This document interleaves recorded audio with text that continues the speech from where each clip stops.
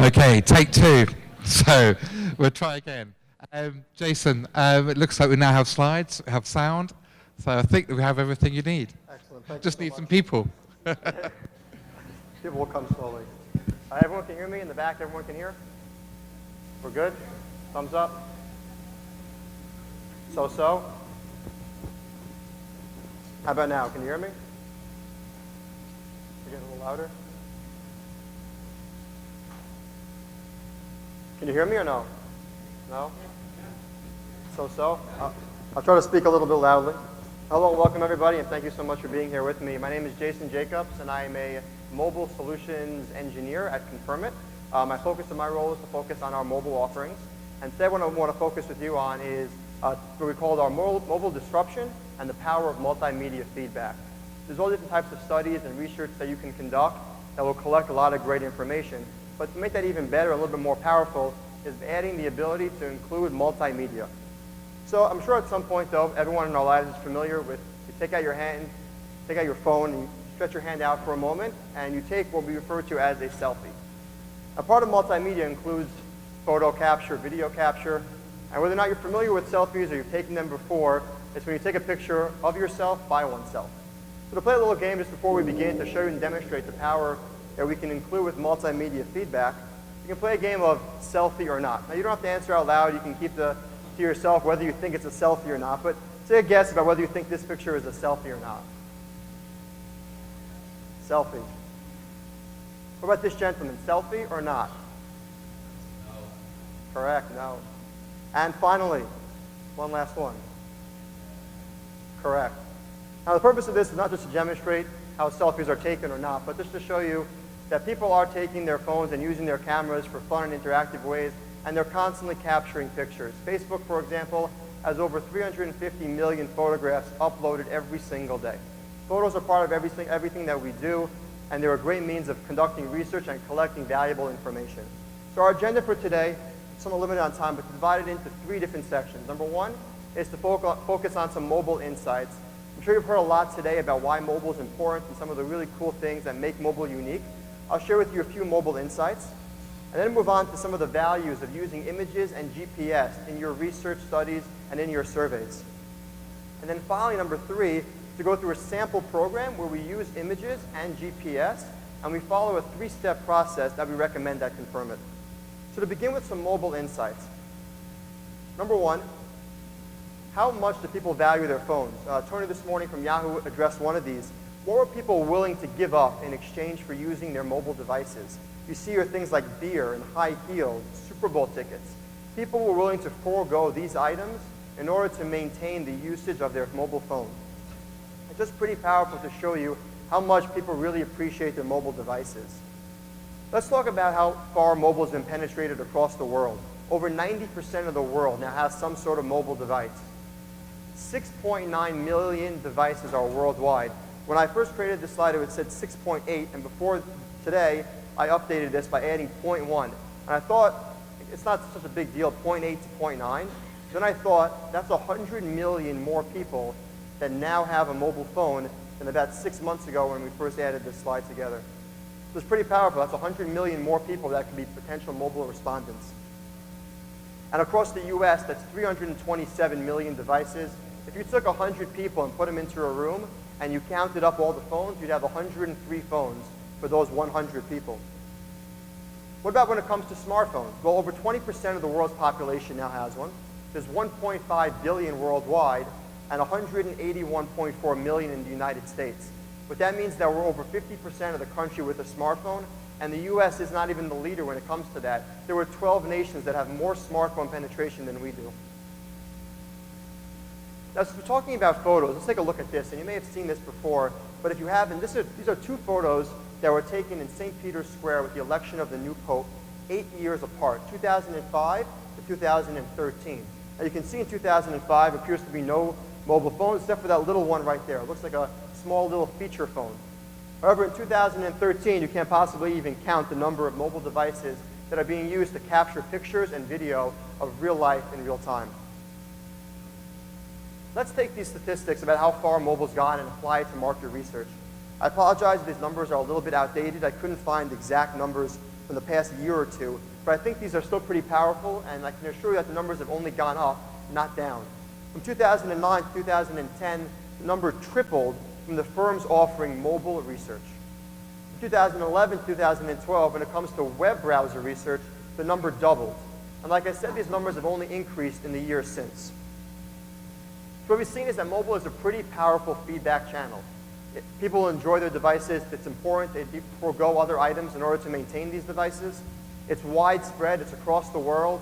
And people are using them to capture interesting things like photo and video of their everyday lives.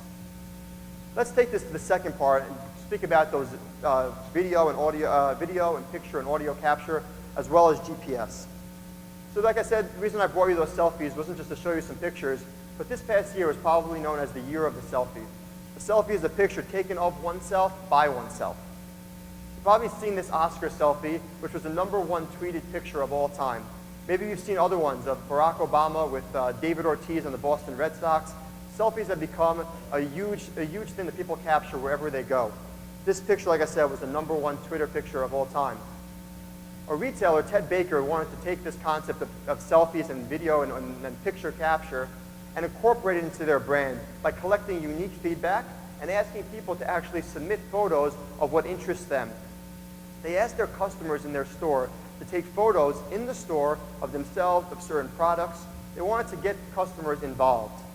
And they asked people to use their hashtag, and they took these photographs and they displayed them in one of their showcases during the holiday season. These were actual pictures you see there highlighted of different shoppers in their store with clothing, with different items in the store that they were used to advertise. This is real user-generated content that the retailer was able to use. Now, if you think for a moment that people may be reluctant to take these pictures of themselves, they're not. Embarrassingly, I'll show you an example of myself. Here's a video that I used. This is actually going back a couple of years, where I made a video for Procter & Gamble reviewing a Head & Shoulders shampoo.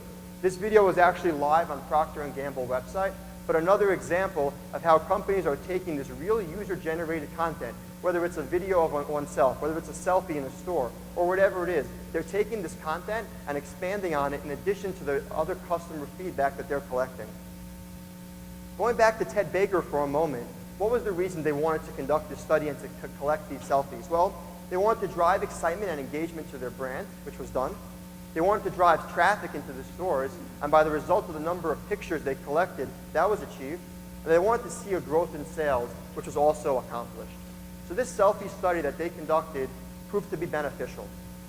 Let's take another example here of Warby Parker, an online glasses retailer. I'm not sure if anyone here has ever purchased glasses online before. I once did this, and it's not just an easy task. To get glasses that are going to fit your face, it's usually a lot more easy to walk into a store, try them on, get a feel for them. It's a lot harder to do it online. What they did was encourage their shoppers to take a picture of themselves, upload it to the website, and impose glasses on their face, as you see in that one there that was posted to Twitter. They asked their shoppers to post these online, get feedback from their friends and family, and also get feedback from the Warby Parker staff. What was the value to both sides? Well, for a customer, they received this valuable feedback. They got to know what their friends and family think about these new pair of glasses they may purchase. And by Warby Parker experts also shared the valuable feedback. For the online retailer, though, what did they benefit? Well, they received feedback about what glasses were in style, what were their customers looking for, what items they need to stock more of, and they gained social media presence by having all these pictures posted online to Facebook and Twitter. Additionally, in the bottom line, this is always important, the campaign helped boost online sales by 200%. Let's take those two examples in mind and go to one more sample program where we use images and GPS. This example we're going to describe with the three-step process that we often like to use here at Confirmit. So this is an Okabashi, which is a footwear company, makes shoes. They encourage their customers to take pictures of these shoes, submit them online, either Twitter or Instagram, with a certain hashtag of Okabashi Summer, and for a chance to win a new pair of shoes or even multiple pairs of shoes. The three-stage approach that we recommend for this is number 1, to define, number 2, listen, and number 3, act. What does it mean to define? Well, set your goals. What is it you're trying to do? What kind of feedback are you trying to collect? Is there a certain research angle you're trying to achieve? Define that. Number 2 is to listen. Listen to the feedback that your customers, your respondents, your survey takers are giving you. What are they saying? and then finally to act upon it, to use the results for real research, to better a business, and to achieve great success. So those are the 3 steps. Number 1, let's define. Well, what were their objectives? From a financial perspective, they wanted an increase in sales. From also a financial perspective, they wanted a reduction of content creation costs, which was achieved by getting free user-generated content.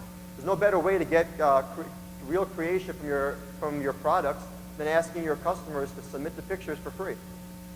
And from a customer experience perspective, there was an increase of third-party endorsement by having all the friends and family of their shoppers seeing these pictures, a lot more third-party eyes taking a look at their products. Then when it comes to listen, well, how do you listen? Well, we're talking about technology. The first thing you can use is you can use a survey application by deploying this and asking people to respond. You can use the mobile web survey option. People can take these surveys on their mobile devices and take pictures and submit them that way. Or finally, you can use your own company branded app. So any of these 3 options are just some of the ways where you can listen to your respondents. If you think respondents are unlikely to respond to you, take a look, especially on location. This is an example where a certain store in London is now incorporating iPads into the dressing rooms. Shoppers can take pictures of themselves on these devices, share them with their friends, take a look at what they're wearing, see how it looks on them in a photograph. If customers are willing to take these pictures in a dressing room on a public iPad, and they're willing to share them, almost no doubt they're going to want to share these pictures and this feedback with you in less personal settings as well. That was the listen and the define stages. Let's talk about act. What kind of actions can you take by the response to these studies? Well, through online dashboards, you can see your results in many different ways, whether it's through different charts and graphs, whether it's through looking at all the pictures that we're taking, or seeing where your respondents were on a map.